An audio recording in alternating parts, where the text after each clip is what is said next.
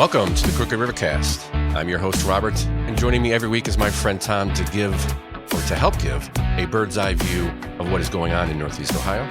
This is show 16, recorded on July 5th, 2025. Let's see what we had to talk about today. Tom. Yo, it's been a good week, man.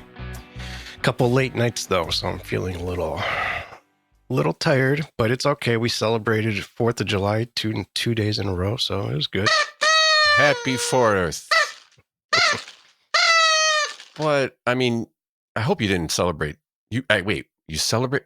I'm sorry. I'm not sure you're allowed to celebrate. You're not allowed to celebrate. We celebrated one night with fireworks, and the second night, all the neighbors had. I was surprised because I was thinking it was going to come down in volume and on how much activity there was with fireworks, but we were surrounded by it last night, so it was really cool to see.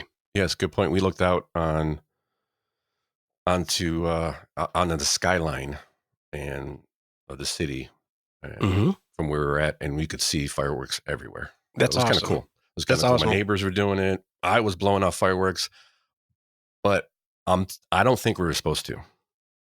No, we're not allowed to around here. But let's listen. Can we just listen to the expert? Oh yes, please. Yeah, she's going to tell us why we shouldn't. Here you go.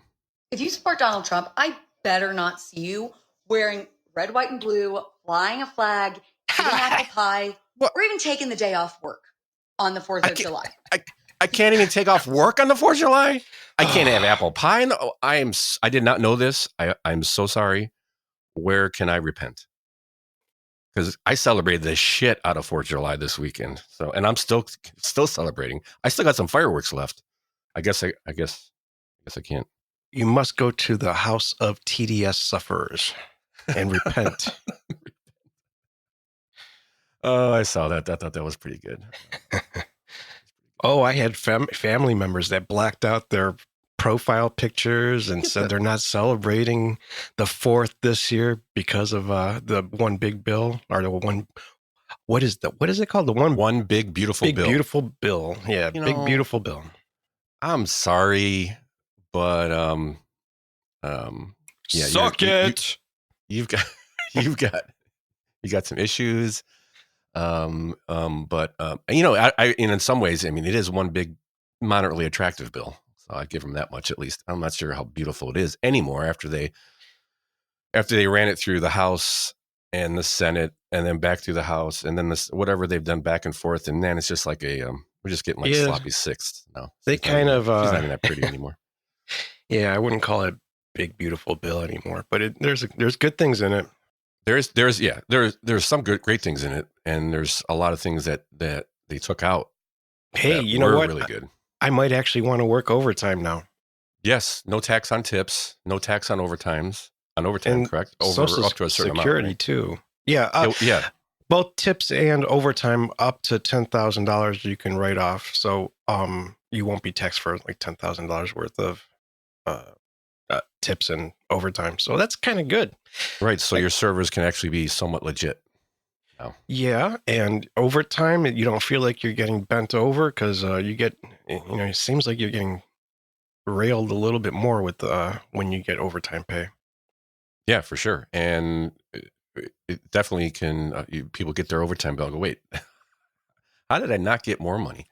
Well, it's weird. Once you hit like a certain amount of hours, I generally don't ever get a chance to hit that many hours, but I did a couple times where you're getting near that 65, 70 hours a week, work week, and you're like looking at your check going, why did I do this? Yeah, it didn't seem like it was enough. It didn't seem like it made enough to make it worthwhile. Right.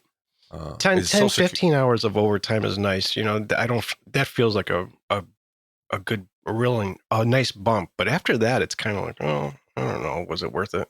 Yeah, it's not funny. Actually, it's somewhat sickening that, I've heard over the years, family members or friends who've, improved their lives, gotten, them and their wives have gotten raises, let's say in the same year. And then it pushes them up into the next tax bracket. And they actually are making slightly less than they were before.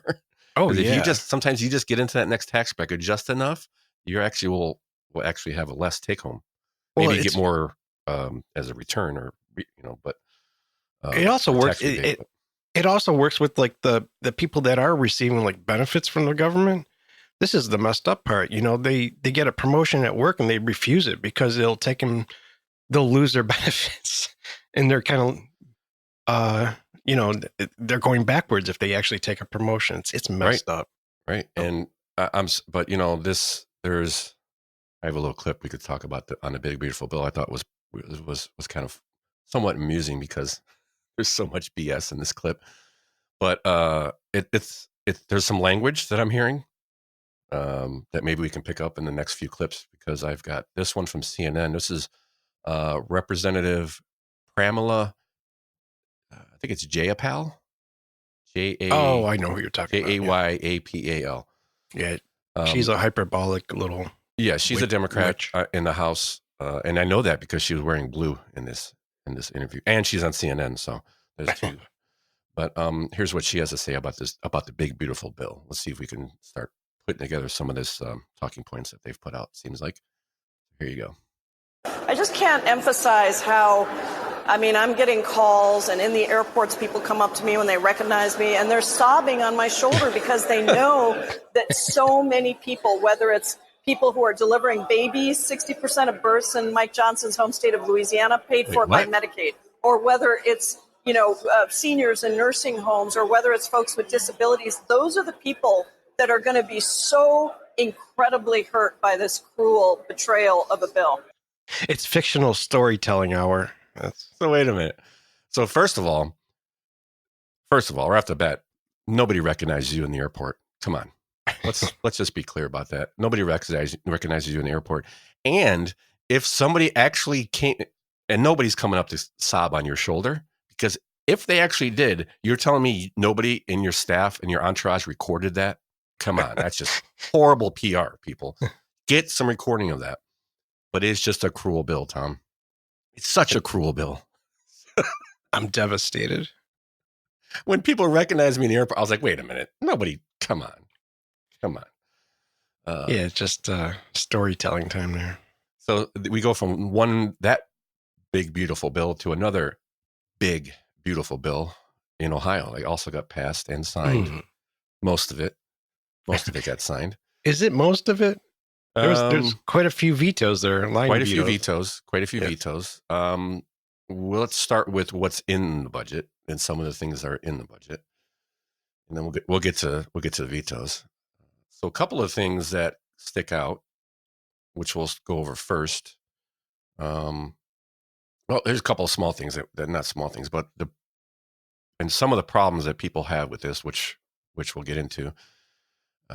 Public school cell phone ban is in the budget. So that is going through. Another interesting little line that was in there. They are now exempting emails and texts from record requests for our state legislature until the end of the legislation session. I thought they vetoed that.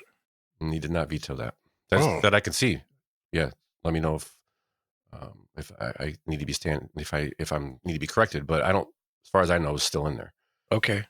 And actually the article is, yeah, of course, there. No, what? There it is, text. I knew I'd find it sooner or later. Sometimes the tabs get so small. Yeah, this is, as far as I'm looking at this article, it's still in there. I mean, he could have thrown it out, but all the vetoes that I was looking at, I didn't see any of that in there. Couple of the large items that he left in. One, Medicaid cuts. He left those in. Mm-hmm. And also the ability for the state auditor to audit Medicaid, and they gave him a $5 million budget to do so. That's awesome. And that is actually one of the complaints about the bill is it cuts Medicaid. We'll get into that too. The other thing that he left in was the $600 million loan from the unclaimed funds for the Dome Stadium. Yeah, I was a little surprised about that. So what he did take out in this specifically was there was a provision in it to the project had to be $500 million or more in order to pull from the sports fund that they're making out of it. So they're giving $600 million. They're borrowing $600 million to put it towards the project in Brook Park, and then from a $1.7 billion fund that they are creating from the unclaims fund, and this fund was supposedly in anything, it had to be $500 million or more to be able to pull from the fund. He did take that out, so it really could even go for smaller projects. I think that had a lot to do with the Bengals stadium, because I think that's going to be under $500 million. Right. And that's because it's just a renovation. So it may have helped that. So it's not just for the Browns, it's for all sports facilities, but not that there's not problems with that, because there is. So that was left in. And I believe there's going to be a lawsuit. Attorney Dave Yost is already saying he's not a big fan of what they did. He said it's poor policy. Former Democratic lawmaker, I think he was Attorney General, maybe, or one of these guys, was Mark Dan and Jeff Crossman, are threatening a lawsuit, calling it the use of the unclaims fund an unconstitutional taking of private property. Dave Yost is doing this? No. Dave Yost didn't say that. This is Mark Dan and Jeff Crossman, Democrats, former Democrat lawmakers who are proposing the lawsuit, class action lawsuit, saying it's a unconstitutional taking of private property, which I don't necessarily disagree. I'm not sure if it's unconstitutional.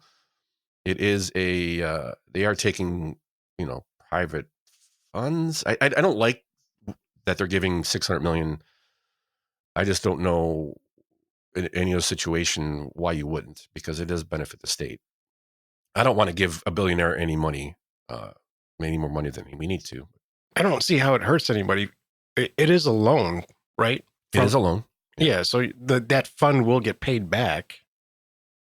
Yes, it's going to get paid back.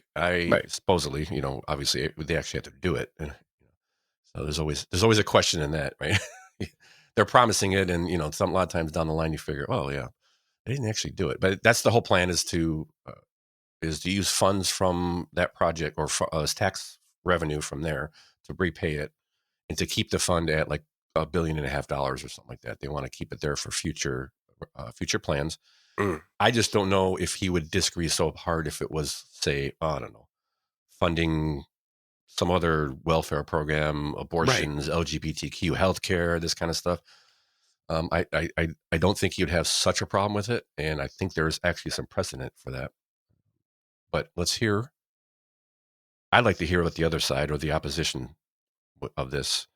So, of course, I went to our friends at Today in Ohio. Oh God. And went through, and you know what? I mean, it's not as bad as the last one. There are some things we can agree on. So, what is some of the opposition, and where can we agree? So let's listen to what this guy. I have a couple clips here, so bear with us. Why is Dave Yost, the Ohio Attorney General, opposed to this plan to help the Browns finance their covered stadium in Brook Park? He says, I oppose the funding mechanism and its intent. He says Ohio taxpayers can't be left on the sidelines while the wealthiest score with public money, using game puns as we see. And he says the taking of public funds without clear benefit is just poor policy. He says also, he had some questions. He says, is this fund going to remain solvent when other professional teams seek their cut from that billions of dollars of funds? And he says, what happens if it runs dry? That funding mechanism disappears. He says a handout to a single facility raises serious concerns about fiscal sustainability and fairness. He did say, though. Hold on. It's not to a single facility. It's going to be the Browns, and the Bengals are already asking for some, and they're going to keep money in there. So for next time this happens, we can do a similar thing. I don't know. The reason one of the reasons I picked this is because I am kind of torn on this whole thing, but it's not just for the Browns. Well, it is the lesser of two evils. That's why I'm hesitant on it, because it's still lesser of two evils is still evil. So, well, you don't have to be rah for it. No, you just have to accept that this is probably a better option. And before I forget to bring it up, there's also a hidden little advantage to this, is it does tie the Browns to staying in Ohio, because they did change the Modell law, but they didn't change it enough to make it. They just changed it to basically, if you're staying in the same county, it's okay. We want to talk about you leaving the state or moving it to a completely different part of the state. So what this would do is still tie the Browns to a publicly funded facility, which means they could not leave without going through the Modell law. Obviously, we saw how well that worked now. It can be changed and all that stuff, but really didn't make. I mean, they're moving a few miles away, so the law rules are really not intended for that. It was intended to keep the teams in Ohio. So this would actually tie them to Ohio, because if they privately funded it all, the only thing tying them to Ohio is whether they want to abandon this facility and sell it. Now, by law, they are tied to this location. Right. That the taking of that money from the unclaimed property fund is not unconstitutional, as some have claimed. There is precedent. There's about $1.3 billion that's been taken from the unclaimed property fund since it was established in 1967.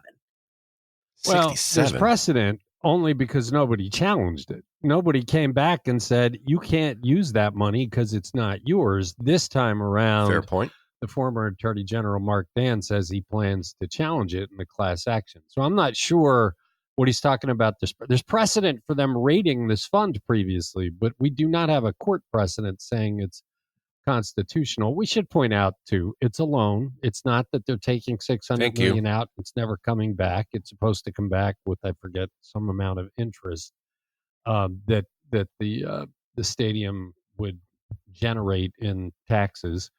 It's surprising to see Yost taking this stand, because he's been a pretty party line Republican, and the Republicans are all lining up behind this. His argument that there's no public purpose or public benefit, I think there are people in Cuyahoga County that support this that would argue the public benefit is it's a gigantic economic development project. I mean, if they spend $2.4 billion building it, that's a whole lot of jobs. So I'm not sure about the public benefit part. Stop it. Fair point. Perfect, because I already had it clipped. I got another one, too. Okay, you know what? That is the first time I heard that guy say anything sensible. Exactly. I was actually going here for not that. I went to this well and expecting to get. I mean, there's plenty of other stuff, I listened to on their podcast. But that's what I was saying. I mean, where can we agree? And this is one of those things. I'm like, I don't like it, but it is a lesser of two evils. And the only thing I didn't have time to do is what did they pull from this account in the past? Maybe we can look up that. If it goes into a lawsuit, I'm sure we'll find out. What I liked is that he didn't say they're taking it. He did say it was a loan, which I haven't heard any, let's say, left-leaning resource say that. True. I have not either. And so that's the other thing. I was like, oh, hey, yeah, fair point. And on to my question is, how would they feel? How would, if they were pulling this money out for something else, for a social program, how would they feel about it? And we'll get into the next clip, and they'll tell us.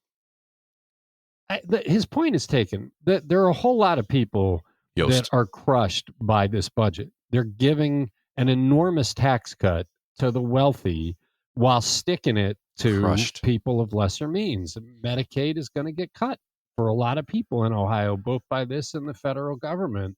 And meanwhile, billionaires get $600 million in help. And that was his point, that what are we doing here? Is that really what we should be focusing on in a state budget? And that's an interesting point of view. Tom Suttis, what did Tom Suttis call the budget this time? The Billionaire Rescue Act, or the Dee and Jimmy Haslam something fun. I mean, he made a joke about how this budget is all about helping the Browns nobody else. I mean, this really does give wealthy people a giant portion of the state money. Hold on, I'm pausing it for a second to ask. Yeah, he's leaning back into stupid right now. Oh yeah, I didn't say it would last long. There is glimpses of something good there, but do you think? It kind of occurred to me, is why are the Browns asking for this money? Why is the Haslams asking for? Do they need it? Or what is the purpose? Because it's a $3.5 to $4 billion project that right now, as of right now, they have half of it funded privately from Haslam and his investors. Right. They want $600 million from the state. Couldn't they just finance the rest over? Like, I don't understand. Why they? It feels like there's something else. Like I think I said in the last show, the show before that, it's almost like they want the state to have some skin in the game when it comes to these big projects. Right. Which I can understand if I'm a big developer. It doesn't seem like the $600 million would be a hurdle they couldn't overcome. At least with a little bit of time, because these projects will go up in phases, 3 phases, I think, 2 or 3 phases. This project's going to be pretty quick too. Well, the first phase is going to go up in 2 years. It's by 2029. They'll have the dome and immediately surrounding the dome up, and then phase 2, at least right now, is, I think there's also phase 3, but phase 2 is shopping and more shopping around the area and some residential stuff. And phase 3 is even more of that. But it occurred to me, why are they asking for the money from the state? I don't have an answer for it. I'm just curious, because like I said, he's worth way more than he's putting into this project. He could just tap into he could just ask for more from his investors or get more investors. I don't know. Well,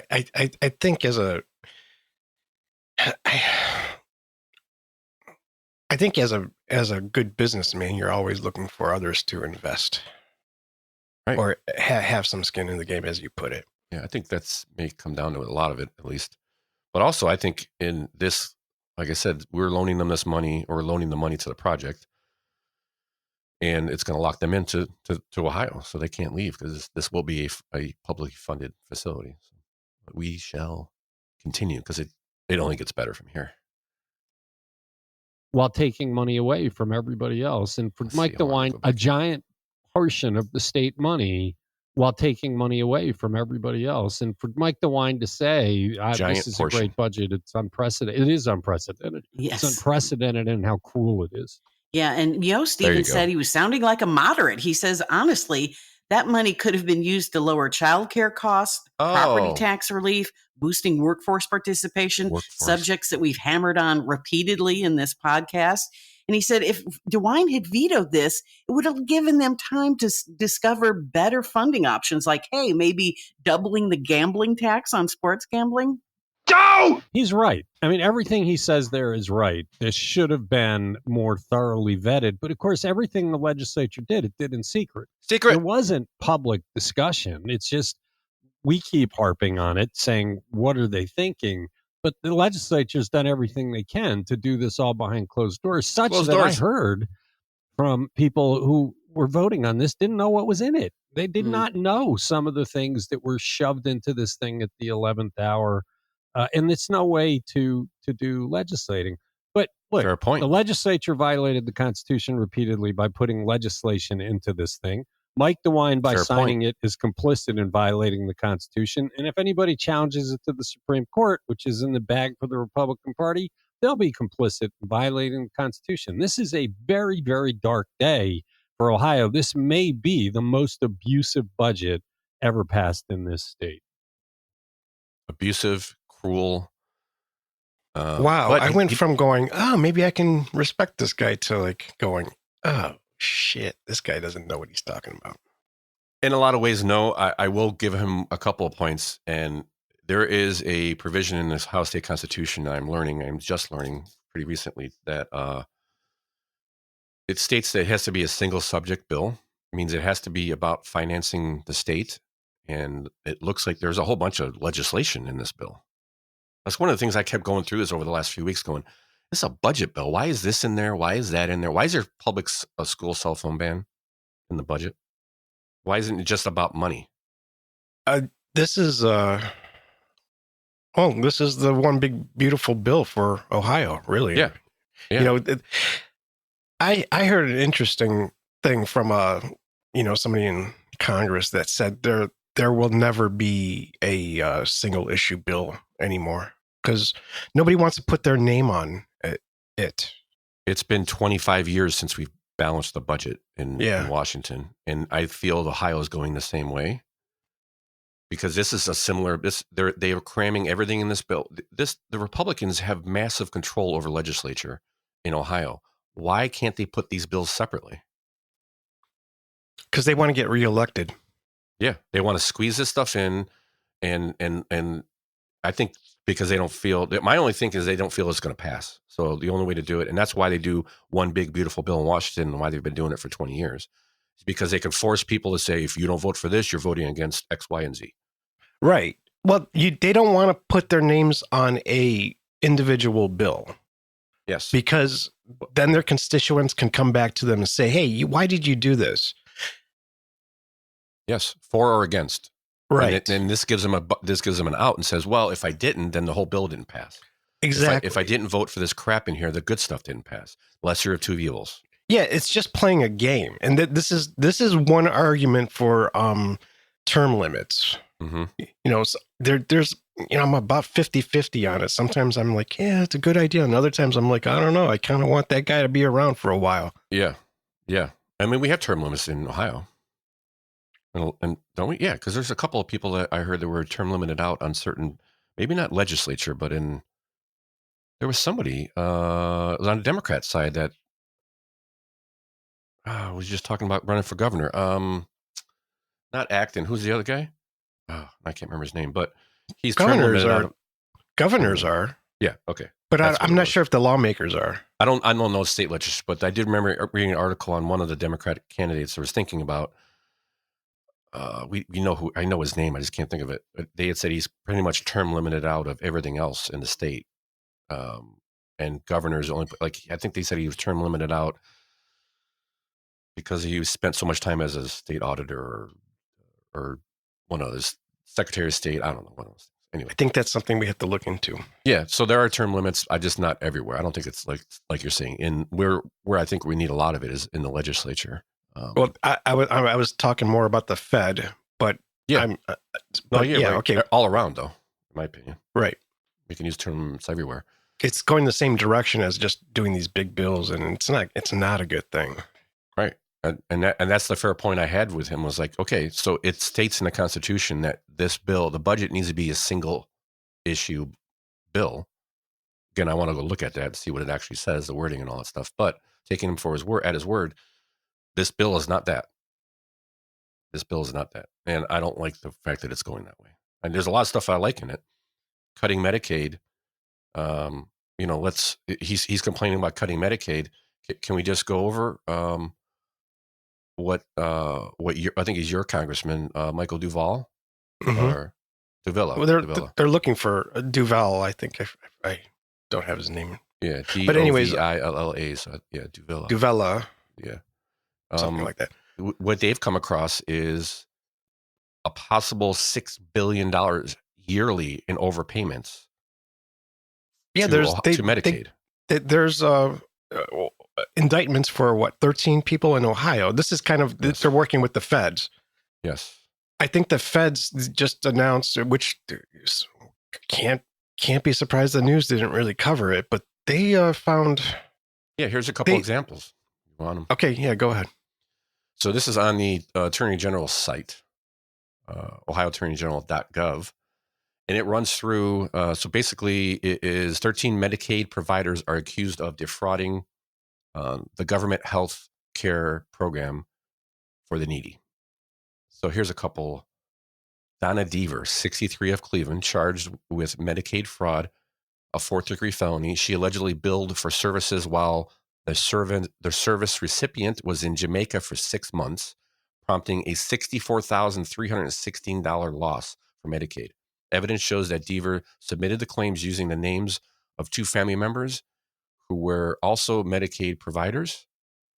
There's another one. There's a bunch of here. $2,000. They're all alleging services rendered that they actually do.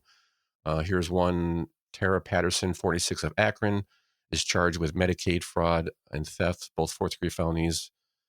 She billing showed multiple instances where she claimed reimbursement for services while out of state. $15,210 lost to Medicaid. There's another one. Most of those are involving something like that. Yeah. Right. Here's another one: 33,000, 2,000, 13,000, 4,000, 3,000, 26,000, and that's just scratching the surface, people. Mm-hmm. From all that I'm looking at, in the state of Ohio heavily relies on the federal government to help them find this fraud, and that's why I brought up that they kept the Medicaid cuts, possible cuts, depending on funding from the. It's really depending on a lot of it, depending on funding from Washington, how much we get, which we'll get into in a second. This is pretty interesting what I found. Also, they the train of thought just went out the window. So anyway, so there's plenty of cuts to be made in Medicaid. So I got a story, and I don't have even really. There was a story that I had pulled up for Metro Hospital nurses taking a pause on healthcare to protest Medicaid cuts. Save Medicaid. You know how you save Medicaid? Finding the fraud. So what? So yeah, quit complaining about cut Medicaid. There's plenty of fat to cut on Medicaid. There's so much fraud. Americans are the best at fraud, and the easiest thing to do is, rip off the government. Well, it's easy when the government's constantly looking the other way, and I get so many working people going, why don't these? How can people survive without working? Because there are so many people that don't work. I mean, there's so many jobs in America that go unfilled because people just don't work, and there's a lot of people don't understand how this happens. And here's a lot how it happens. You're still getting that Social Security check from a dead relative. You're collecting Medicaid checks, or there's all kinds of ways to do it.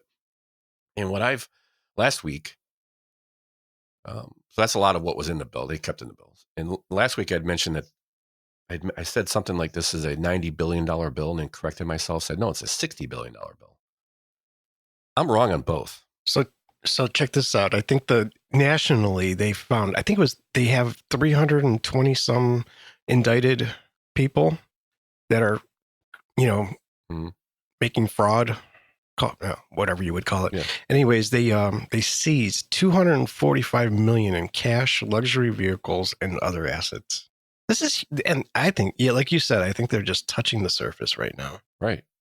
And from what Michael Duvilla was pointing out in some of the interviews I heard a couple of weeks ago, is when he pushed I forget what's Ohio Department of Medicaid, ODM, they blamed LexisNexis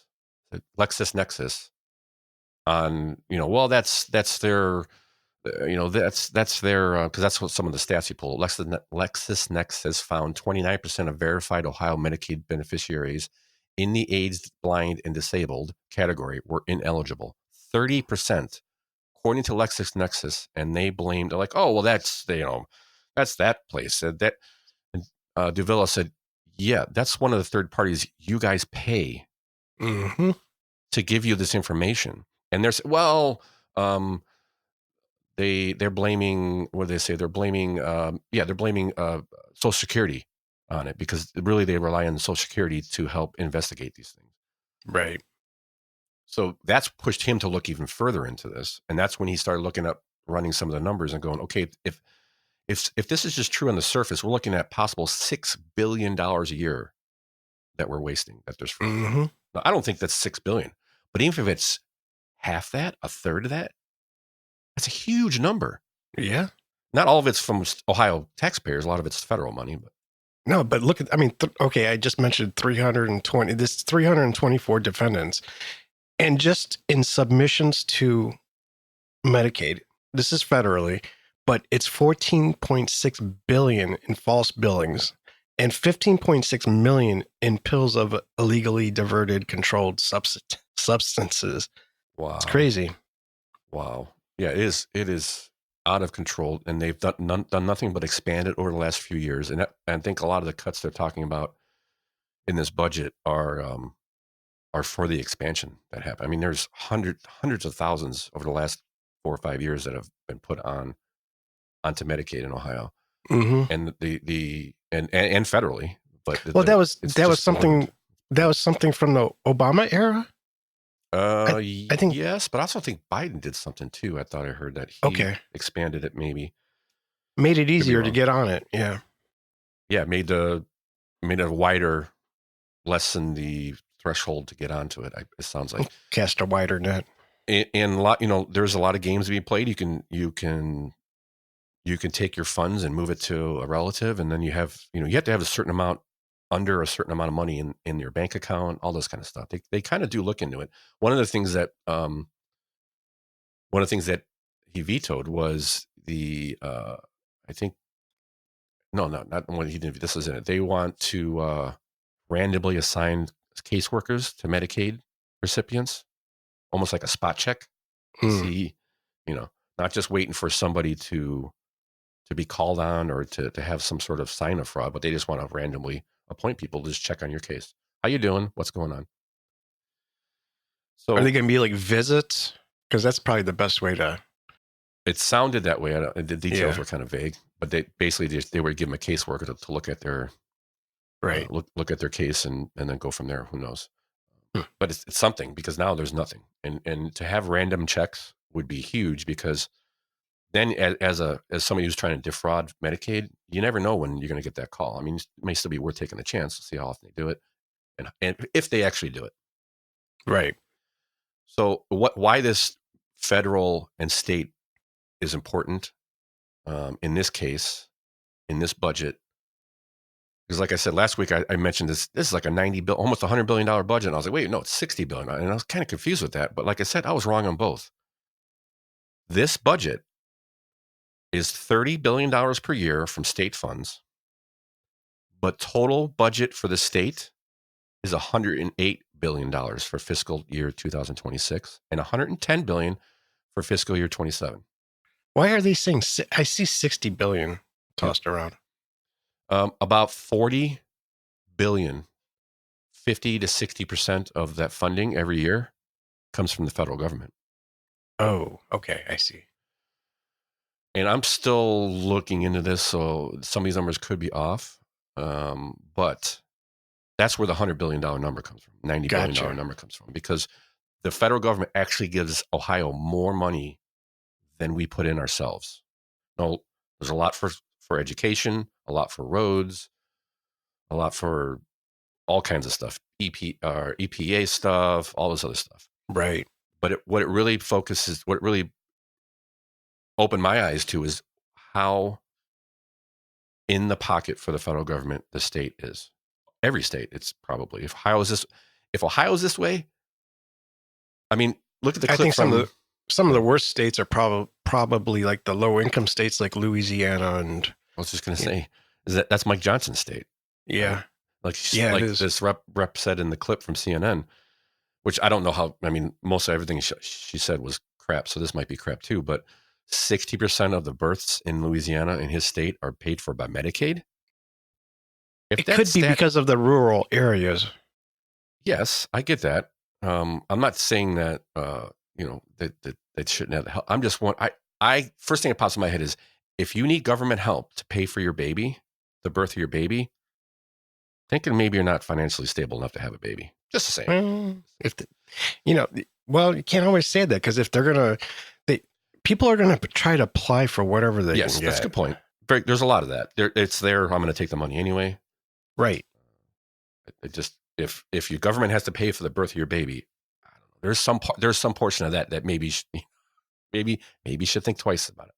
I don't know. Anyway, but there's all this that comes into play here, and there's just so I did not realize that it was so lopsided with federal funding. Right. I didn't think so either. Not in Ohio. I kind of get that with some of the, like Louisiana and other states that don't have a lot of jobs, I guess. So we also have a $30 billion budget in Ohio, state funded. State portion is $30 billion, and it'll be slightly more than $30 billion in 27. $10 billion of that 30 is education funding. Just a huge chunk. It's a third, 33, 34% of our budget is education. There's got to be a better way, right? Just seems way too high. Well, yeah. So when we get in some of the vetoes, he vetoed the 40% cap on that the state local school districts can carry over. Yeah, that was one of the crappers. He vetoed the expansion of the voucher program. So, and that this goes to, well, so he'd rather, instead of paying $7,000 or $8,000 per student, he'd rather it be $19,000 per student, because that's what the voucher program actually comes out to be: $6,000, $7,000, $8,000 per student, as opposed to the state average was like $17,000 to $19,000 per student, which would come into $10 billion in state funding for local school districts. And that's not even half of what it costs. Because there's another, I think 20% comes from federal and the rest comes from the local. Right. Maybe because of this could be part of it. And we'll get into a little bit of this. I got a couple clips on property tax. That we'll just get into it now, I guess. So we capped the 40% cap that, as we've talked about over and over again. And the reason I started with $10 billion, one of the reasons I keep going back to education is because it is one of the largest single things in our budget that we are dealing with, whether it's local or state, or maybe not the federal, but definitely local or state. So it is a huge part. You may not have kids in school, but you're getting charged for it, and a lot. So it's extremely important that we keep track of it, because it seems to be out of control. So why did he fund? Why did Elmer Fudd veto this? I mean, he has his own plan. Let's hear what we have. Property tax reform. This is from WCPO ABC 9. I believe this is a Cincinnati local, but I like to go around the state. It's not really in our area, but it's all from the same thing. And they will pull up a couple of things. We'll go through some numbers here. Signing the state's massive $60 billion budget bill, Governor Mike DeWine nixed several provisions about property taxes. These ideas were thoughtful, but I was also concerned that imposing them now, all of them at once, on our local schools would create a huge problem. One would have capped school districts' carryover revenue at 40%. The rest of that money would have had to be returned to taxpayers. This just is a one-time tax relief to community members that structurally and financially destroys the financial systems of schools. What did she say? Jennifer Burke is the treasurer for the Reading members that turned to taxpayers. This just is a one-time tax relief to community members. Just a one-time. Structurally and financially destroys the financial systems of schools. Jennifer Burke is the treasurer for the Reading Community City School District. I was very relieved when I saw that they were removing that. I spoke with her and Superintendent Damon Davis following the vetoes. Financially, we're in a very strong operating position, and that would have forced us into fiscal emergency as a result, and returning back to the ballot within the next 2 years. A separate provision would have required certain types of levies be included in the 20 mil Florida school funding calculation, while another looked to make changes to county budget commissions, allowing them to unilaterally shrink school levies passed by voters. Hamilton County Auditor Jessica Miranda strongly opposed the measure. County auditors would be scrambling to try to figure out how to insert their authority, like reducing millage, and the potential of superseding what voters have said in any given community for any given levy. Lastly, DeWine vetoed restrictions on putting emergency levies on the ballot or requesting an increase to a current levy. While doing so, he made it clear property tax relief is a priority of his administration. These vetoes does not lessen our obligation and does not lessen our obligation to deal with this problem.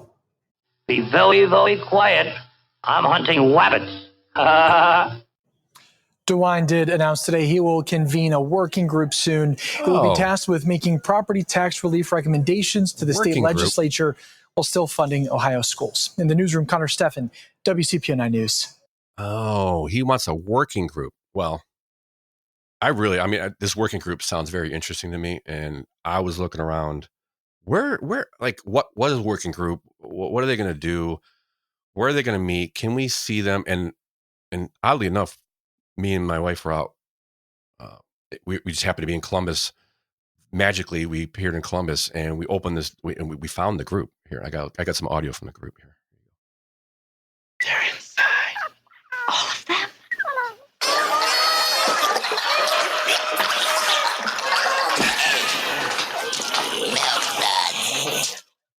Yep, that's about all we've done. So he wants a working group. Oh, thanks. Thanks, Governor. Thanks. We appreciate that. Because, we haven't had committees and working groups for like 15 years that have done nothing. Nothing. That's the point. Right. That's the point. Kick the can down the road a little bit more. And then they bring up, well, the auditors, and the auditors wouldn't know when to apply their authority against the will of the people. So when you vote for a levy and you say the levy is going to be this many millage and you're going to get an increase of $23 per month per $100,000 on your home, that's the will of the people. That's the people looking at it going, okay, I can afford that. I'm going to vote for that. Not me, of course, but some people do. And then 5 years down the line, that $23, $26 is now $40. Is that the will of the people still? So the auditors could go in and turn the knob down back to closer or match what the original levy should have been. But no, that would be against the will of the people. I disagree. I think if you buy your house at $100,000, or when they put a levy in and your house is worth $100,000 and it goes up to $300,000, I think you still get taxed on the $100,000. That's the way it should be. Well, besides no property tax, period. It's unrealized. What do they call it? Unrealized gains. Yeah. Unrealized gains. Yeah. So, just drives me crazy. Trump was saying he wants property taxes ended. Yep. There are some rumors on Twitter. I don't think I've seen anything directly from him. Yeah, I've I've people seen in his that administration and people saying that behind the scenes he's talking about, and he can't do a whole lot except pressure governors. There's not I guess they could. He can say he wants it ended, and that could. Maybe he's saying that to just push a. Let me correct myself. Ohio gets more than half of their budget from the federal government. The federal government could dictate almost anything. Yeah, that's true. That's why they do that. That's one of the things they do with that money is, well, you don't have to have a seatbelt law, but we're not going to give you any roads funding for your roads. Seatbelt law. So yeah, I did hear and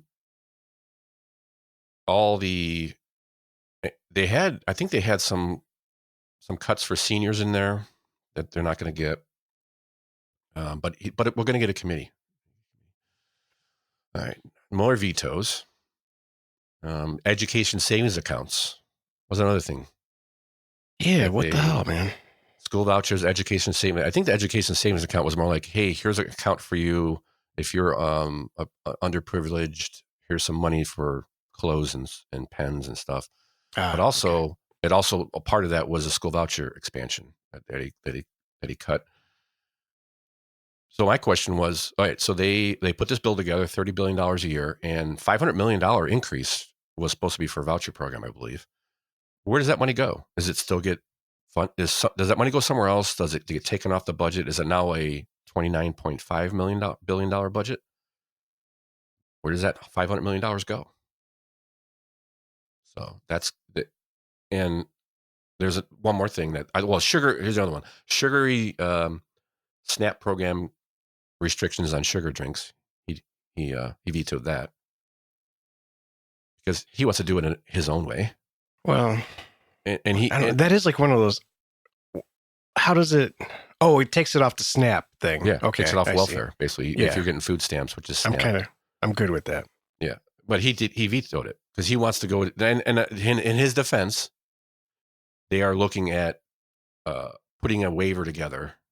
He kept talking about a waiver, like filling out a legal waiver to give to the federal government, because the federal government's saying, no, you have to give them We have to put these on SNAP. So they need to get permission from the federal government. But in this case, it was going to be a bill that took it away. I think all those things are going to start coming off here. Yeah. He also vetoed. Where am I going to go to next here? Well, we'll go to the REINS Act. He vetoed the REINS Act. What's the REINS Act? I don't know. And why is it important? Let's hear from our friends at Windsor Report on, oh, shoot, I forgot who he has on here. Well, maybe he'll say, but he's interviewing a state representative, I think. So let's see what he says. They kind of give a little explanation of the REINS Act, and we'll probably figure out why in a second, why he vetoed it. Yeah, so the REINS Act, what that stands for is Regulations from the Executive in Need of Scrutiny. And what that means is, in practicality, is we want increased legislative oversight on rules and regulations that have a outsized economic impact on our economy. And what I mean, in the state of Ohio, what that would look like is $1 million. So if, the way this works, the legislature proposes laws and bills, gives the governor, the executive branch, authorities to go enact those rules and laws. The bureaucrats and lawyers in the executive branch draft rules and laws to enforce or enact legislation. And in Ohio, we have a great committee known as JCAR, the Joint Committee on Agency Rule Review. It's made up of members of the House and the Senate. They review every one of the rules the executive does. So every rule already gets some level of scrutiny by the legislature to ensure that this aligns with legislative intent, is an appropriate rule. It has a fiscal analysis, so we understand what it's going to do. But what the provisions in the budget that the governor vetoed would have done would have said for rules that have an economic impact over $1 million, economic drag. So it's going to slow Ohio's economy by $1 million if this rule goes into effect, that those rules would get a little extra scrutiny. JCAR has to review them through that lens and question them through that lens. They have to notify all members of the General Assembly that they're currently viewing a rule that has a high economic impact on the state of Ohio. And then they have an option, if they wish, JCAR can send that rule on to two processes. One, to approve the rule, but give the legislature the ability to invalidate the rule if they so choose, or more importantly, approve the rule. The rule would not go into effect unless the legislature affirmatively approves that rule. This is critical. These are critical REINS Act style provisions that would strengthen legislative oversight on the rules and regulations that have the greatest economic impact. Unfortunately, though, Governor DeWine, among his 67 vetoes, saw fit to put all of this, and among some other red tape reduction legislative language, on the cutting room floor with his vetoes late Monday evening. There's something awfully screwy going on around here. Can we figure out why maybe he vetoed this? Because this is a check on the executive branch in the state. Yeah, why wouldn't you veto it? Yeah, I mean, if you want last word. Yeah, so it's an extra check on. So if the state legislature makes a law, and then it's up to the executive to create a committee or to make the rules for the law and enforce the law, or come up with a way to enforce the law, that legislature. So in the case of EPA regulations or something like that, where it's going to be an undue burden on the economy or a certain industry, that it goes back to the legislature. Then the legislature has to approve it to make sure it's not overbearing. Right. So that's cut. He cut, let's see here. He cut so many things. 67 vetoes of 57 pages of vetoes. One was he vetoed tying higher education funding limits to the funding for higher education to topics related to gender identity, sexual orientation, or critical race theory. Also, LGBT book separation in the public libraries. He took that out, which also includes the limit. They had banned pride flags or any political flags like that at state-funded buildings or state buildings. That's out. Yeah, that. He basically said that our obscenity laws kind of cover all this. I started thinking maybe like I do want that content, put behind behind closed doors so adults can only see it. But it seemed like the wording wasn't good. Well, the bill wasn't well written for that. That was his criticism.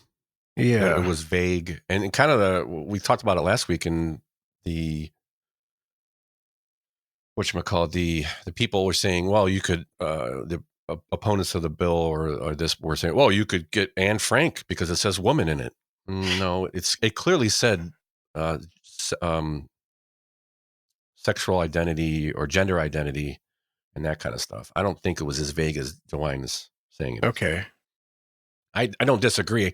I don't like a lot of this, but I'm not sure, like we said last week, what else we're supposed to do. Because obscenity laws don't cover this, a lot of this. Because if you're talking about a child's book, a cartoonish book, if it doesn't have any graphic body parts in it, would it be covered under obscenity law? But a lot of them do. A lot of them do. And here's the thing. Does the obscenity law actually cover it? Because they can argue that it's educational. But, yes.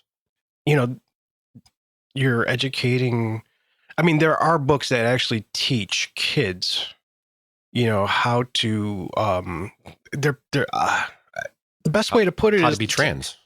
Well, not only how to be trans, but let's say, there's it's a book on how, basically on how to be gay. Well, how do gay men have sex? And they're actually teaching that in the books.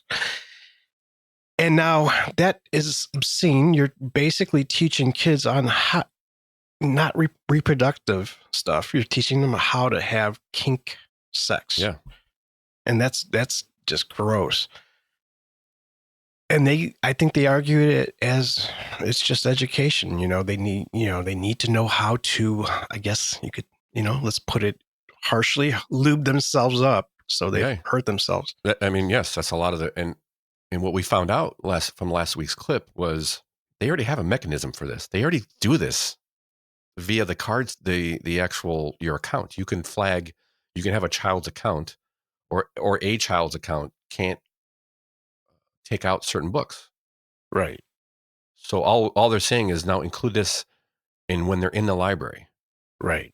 It needs to be somewhere out of their sight and somewhere where you need to ask so you can check who's getting these books. It's not just Playboys. Yeah, that's nothing. I mean, no, that'd be nothing compared to what. Yeah. Compared to what some of these books are teaching, it's nothing.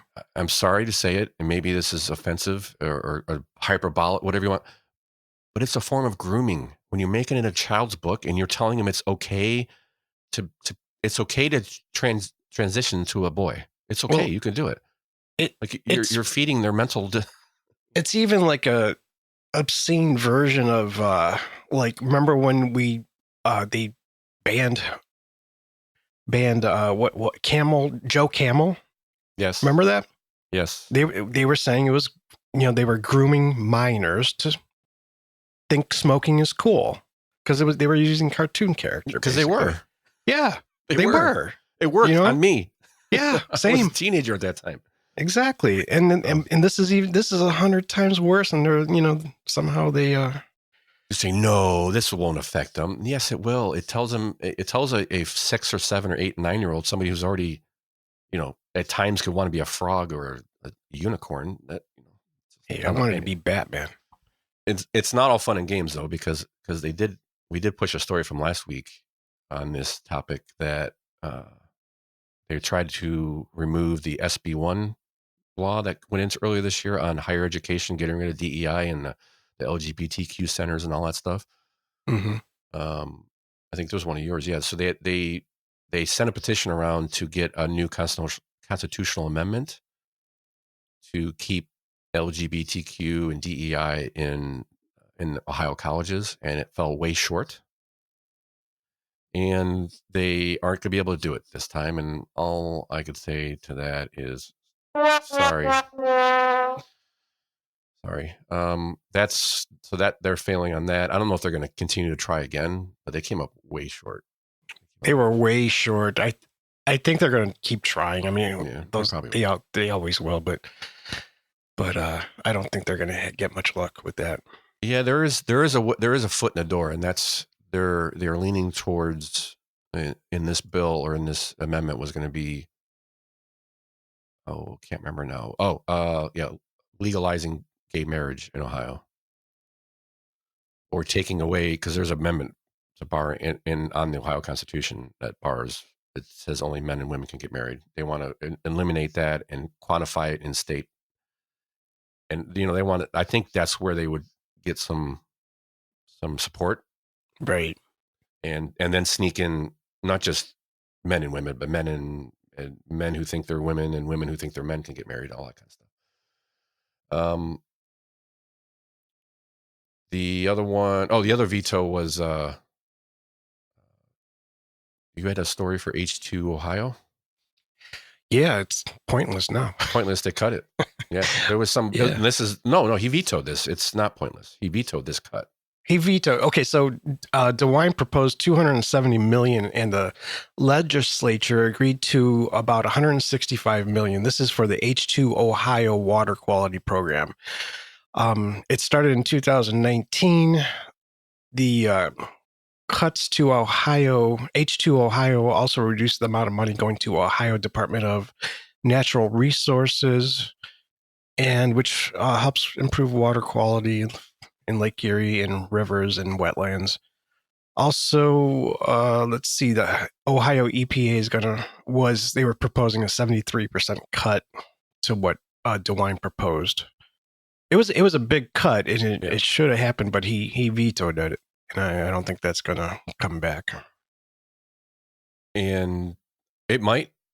I don't know. The state legislature has, as far as I can see, up until the end of December of 2026. Oh, really? I thought it was 90 days before it becomes law, but they can, even after that, they can change it. Yeah, from what I'm seeing was override for budget bills can be attempted at any time during the current 2-year legislative session, which runs through December 2026. Okay. For the 136th General Assembly. So they need 60 votes in the House and 20 votes, I think, in the Senate to overturn. The problem with that was they had, just to pass the bill, they only had 59 votes, which is a good amount. But to override a veto, they need 60. So that's going to be dependent on this is again going to get back to, does a lawmaker want to put their name on that particular bill? So I think, although I'd like him to overrule a lot of these, I almost cheered a little bit when he vetoed the property tax stuff. Why is that? Because I don't want half measures at this point. Yeah, and I feel they're going to give us a half measure here and there to quiet everybody down and to kill this reform property tax stuff. And I think people are fed up. And if they give a little bit, then maybe it doesn't tip the scale enough to get it passed. That's what I don't like it. But the group that was the strongest group that's trying to get rid of property taxes, they're pretty upset that they passed that. Yeah, they spent a lot of time and did a lot of studies on what was going to happen, and it sounded like DeWine said, I cut these because I don't want it all to happen at once. There's going to be a huge problem for schools. And what they said was, no, we already looked at this and we had it all laid out. We did the studies, we looked at everything. And this to me sounded like, although good, it's a half measure. But it's a start. That group was upset because he approved the the flat tax, basically. Flat tax, Yeah, he approved that and then cut that other stuff out. So they're upset because they think it's going to make property taxes actually go up with that flat tax without having other provisions in there. Mm-hmm. Yeah, I didn't even mention that in the kept the flat tax. That was the other thing we were talking about. Oh, it's good. Your tax for the rich. Yeah. Yeah. Well, that was in the clip you played anyway. So. Yeah. So they still have time. Like you said, I didn't realize it was only 59 votes. Makes sense that they would have problems, but we'll see. We'll see what they're going to do. All you can do is. The last time something I think got overridden was the constitutional carry. I think he vetoed that, and then but that was a single issue bill. That wasn't part of a big bill, big beautiful bill or whatever. All right. Just you know what? Enough of that. I need a break. Thank you. From all this legislation talk. Here's a little blast from the past. A little fake ad break. See if you remember this one. Budweiser presents Real Men of Genius. Real Men of Genius. Today we salute you, Mr. Footlong Hot Dog Inventor. Mr. Footlong Hot Dog Inventor. When conventional wisdom said no one could make a hot dog longer than 6 inches, you dared to dream. Dared to dream. You knew the limitations of a regular-sized hot dog bun, and you ignored them. Can't stop me now. You made a 10-inch wiener, and people cheered. Oh. But you weren't satisfied. You said, wait, I think I can still give you 2 more inches. Yes. Gotta want it. So this bud's for you, Mr. Hot Dog Hero, because you gave every single one of us our fondest wish. Yes. A bigger wiener. Thank you. I'll tell you what, man. I miss those creative commercials, man. Some of the best commercials of all time. Yeah. Of all time. They would what came? Top 10s. What came? I think did that come before the WhatsApp? I believe so, because I think it was. I think it was his late 80s. I'd have to look at the time frame. I was going to say late 80s, early 90s, and then because WhatsApp was like around 90s, early 90s, I think. Yeah, true. Yeah, it definitely was. I'm pretty sure it was before then. And there are just so many good ones. That's just one of the. There'll be more. Trust me. These literally.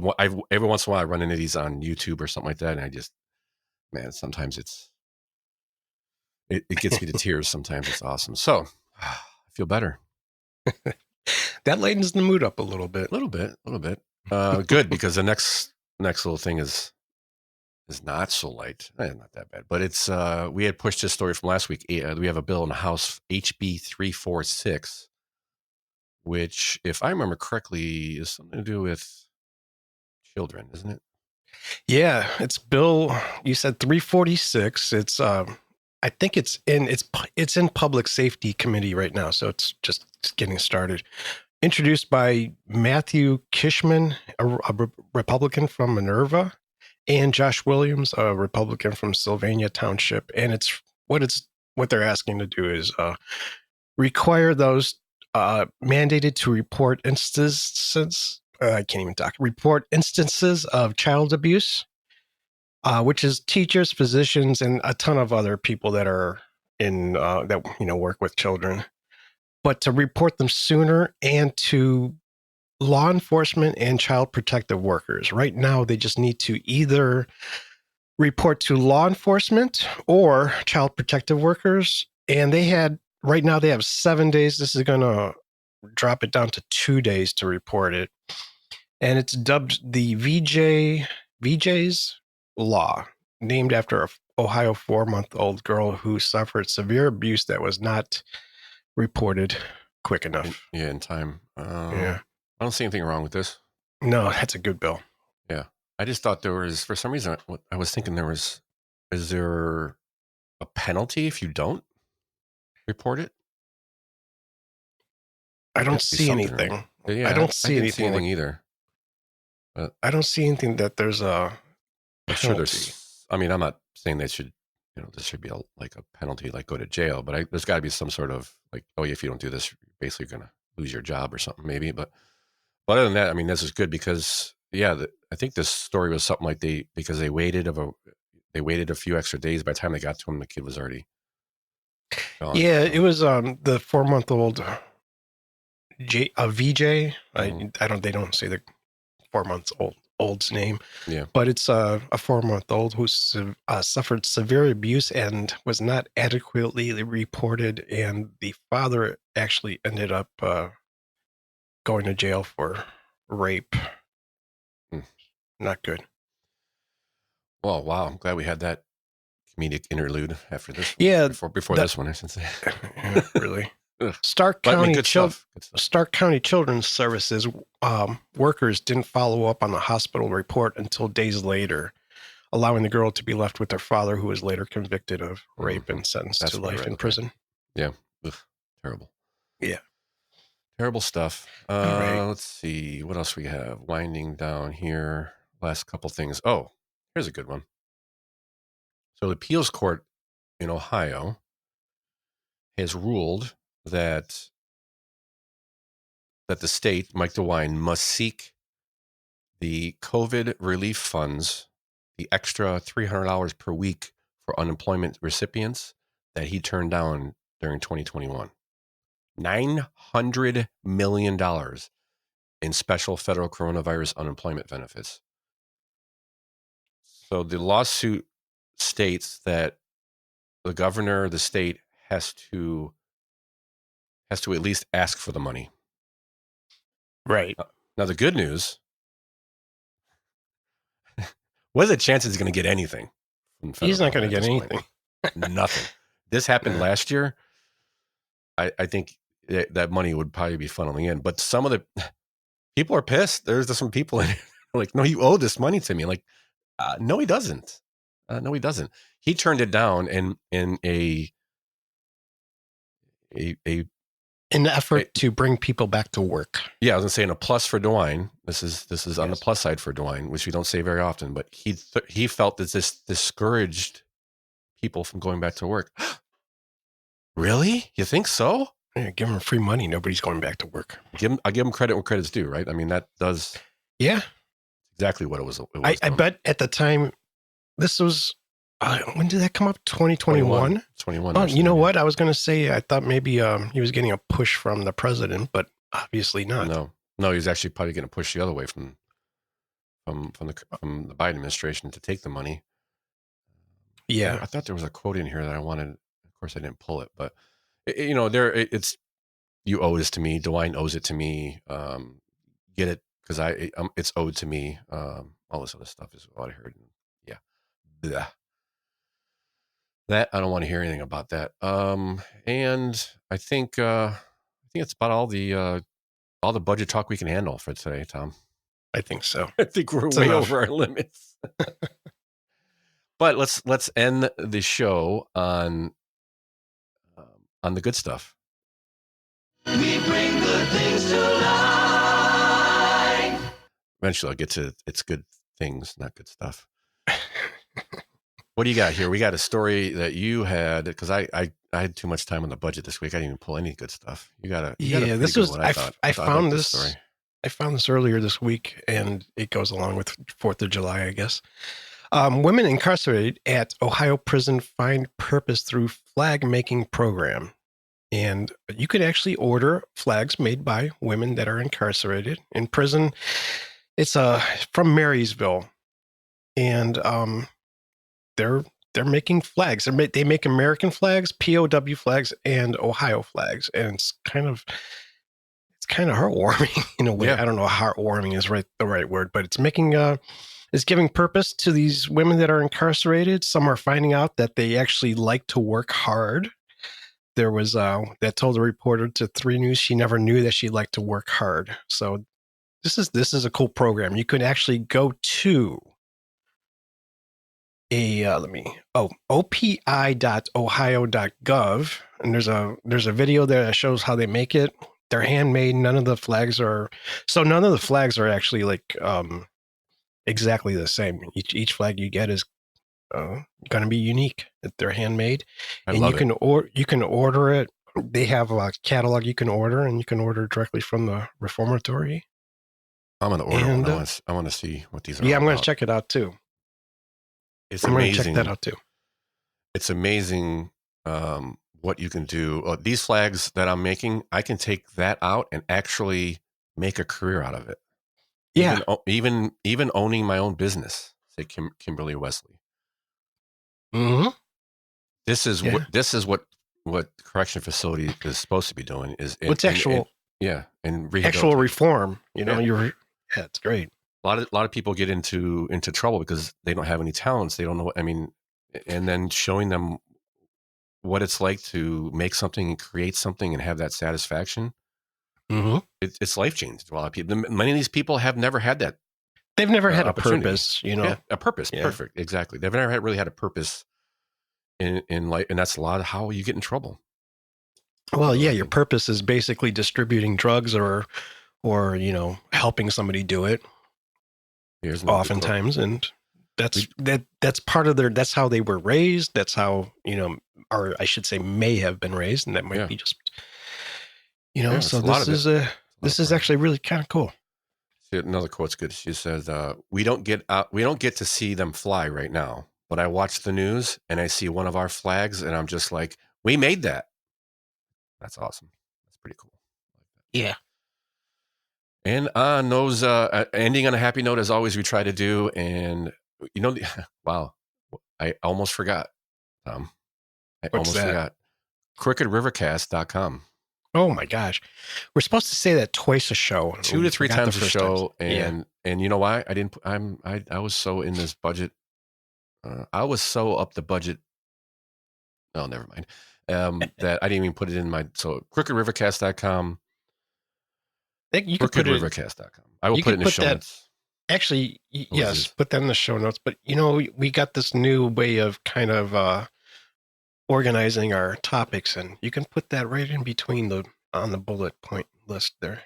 Yeah, good idea. A good reminder. So give us a helping hand and share this with your friends. Tell your family members, anybody who think would be interested in hearing about what's going on in Ohio. CrookedRivercast.com tells you where we can find us all, email, X, and anything else that comes up from here on out. As we get it built, we'll have more up there. We'll put all these links in the show notes that we talked about, and you can check it out there. And on that note, thank you everybody for listening, and we'll talk to you next week. Peace.